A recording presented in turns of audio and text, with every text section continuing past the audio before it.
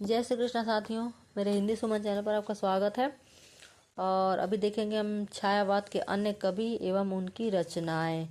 और इसके पहले हम प्रसाद, पंत, निराला और महादेवी वर्मा की मुख्य रचनाओं को और प्रमुख तथ्यों को जान चुके हैं। तो छायावाद के जो अन्य कवि उनकी रचनाएं देखते हैं। अगले हैं उदय शंकर भट्ट। इनका जन्म 1898 में, मृत्यु 1966 में हुई थी। इनकी रचनाएं हैं तक्षशिला जो कि महाकाव्य 1931 में, राका, मानसी, विसर्जन, युगदीप 1944 में, अमृत और विष, यथार्थ और कल्पना। अगले कवि हैं मोहनलाल महतो वियोगी। इनका जन्म 1899 में, मृत्यु 1990 में। इनकी रचनाएं निर्माल्या, कल्पना 1935 और एक तारा। अगले कवि हैं लक्ष्मी नारायण मिश्र। इनका जन्म 1903 में और इनकी जो रचना है, इनका मृत्यु 1987 में। इनकी रचना अंतर जगत 1924 जो कि कई बार पूछी गई है परीक्षाओं में। अगले हैं जनार्दन प्रसाद झा द्विज। इनका जन्म 1904 में हुआ है और इनकी रचनाएं हैं अनुभूति और अंतर्ध्वनि। अगले हैं राम कुमार वर्मा।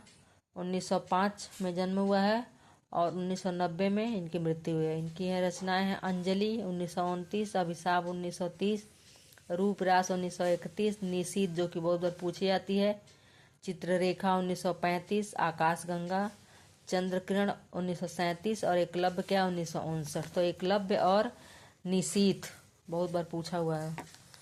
अगले हैं केदारनाथ मिश्र प्रभात। 3 कवि हैं केदारनाथ नाम से, केदारनाथ सिंह, केदारनाथ अग्रवाल और केदारनाथ मिश्र प्रभात। तो केदारनाथ मिश्र के जो इनका जन्म 1907 में, 1907 में महादेवी वर्मा का भी जन्म हुआ है, हजारी प्रसाद द्विवेदी का भी जन्म हुआ है और इनका भी जन्म हुआ है।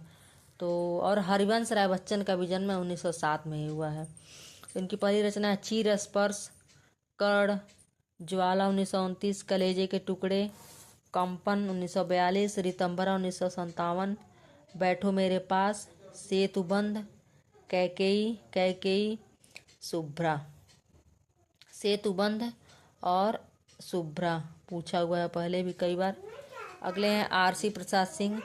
तो इनका पहला रचना है इनका जन्म 1911 में और इनकी जो कविताएं हैं वह है कलापी 1938, संचयिता 1942, जीवन और यौवन 1944, नई दिशा 1944, 5 जन 1945 और प्रेम गीत 1954। कलापी पूछा हुआ है।